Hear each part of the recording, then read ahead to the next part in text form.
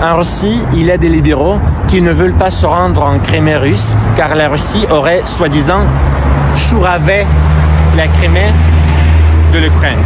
Pourtant, ces mêmes personnes se rendaient volontiers en Crimée soviétique, bien que la Russie ait chouravé la même Crimée des Turcs au XVIIIe siècle.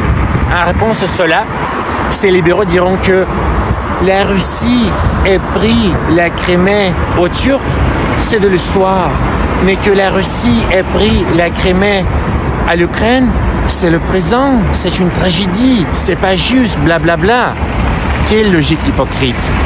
Pour les Turcs, c'est pas de l'histoire du tout. Ils n'ont rien oublié. Demandez aux Turcs à qui appartient la Crimée, à la Russie ou à l'Ukraine. Ils vous donneront leur réponse à cette question. La Russie a pris la Crimée aux Turcs. Avant cela, les Turcs avaient pris la Crimée aux Grecs et aux Gènes, etc. Et que faire maintenant? Ne pas du tout se rendre en Crimée? Lorsqu'il s'agit d'une menace existentielle pour la sécurité de l'État, il n'y a ni histoire ni hier. Soit vous défendez vos intérêts, soit vous ne les défendez pas. Soit vous aimez votre patrie, soit vous ne l'aimez pas. En 2014, la Russie a pris une décision qu'elle a jugée nécessaire et qui correspondait à l'opinion de la majorité des habitants de la péninsule. Seulement des cancres peuvent désigner cette décision comme occupation. L'occupation consiste à prendre par la force un territoire étranger sans lui accorder le statut de patrie de partie intégrante de son propre État. L'occupation est ce que les Français et Napoléon ont fait à Moscou à l'époque. Et en ce qui concerne l'annexion, je rappelle qu'il y a eu un référendum en Crimée. C'est pas une annexion. Une annexion est ce que la France a fait avec la Corse. Bon, revenons aux libéraux russes. Dire que l'on pouvait se rendre en Crimée que la Russie avait prise aux Turcs à l'époque, mais pas en Crimée que la Russie a prise à l'Ukraine, à qui elle l'avait donnée elle-même à l'époque de l'Union soviétique, c'est de l'hypocrisie libérale.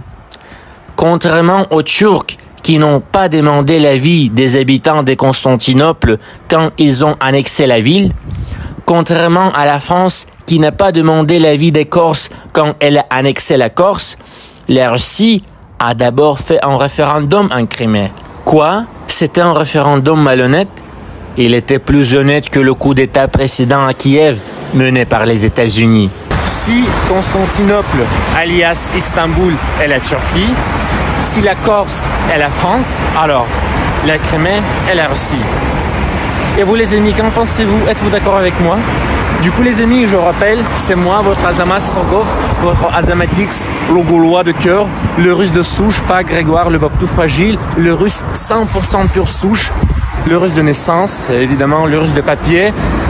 Je suis polyglotte, je sais parler beaucoup de langues. Celle que je parle le moins bien est la langue de Franck Ribéry. Mais quand même, mes connaissances de la langue française sont tellement astronomiques que je suis le seul étranger au monde qui connaît la différence entre wesh la famille et celle ou les Gaulois. Et vous savez les amis, lorsque je dis je suis, il y a toujours des Français, des râleurs qui me disent « Ah Zamat, je suis, c'est pas juste, blablabla ».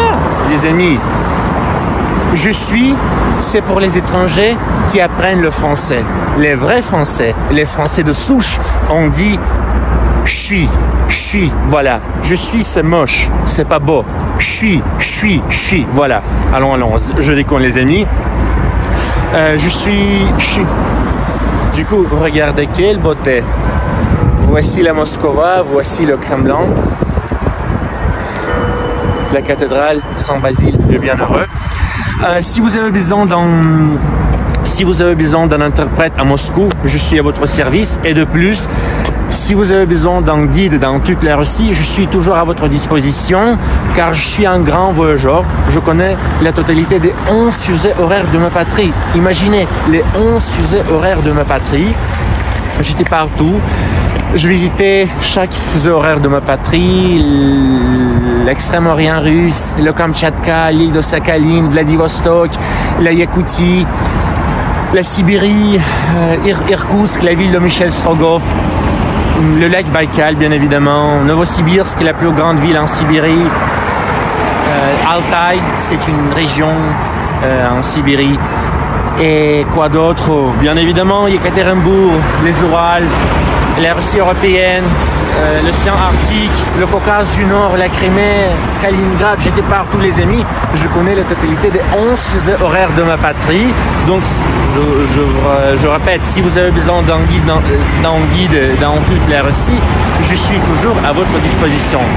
Voilà les amis, c'est tout ce que j'ai à dire. N'hésitez pas à me contacter en message privé et n'hésitez pas à partager cette vidéo et ces vidéos, mes vidéos avec vos amis.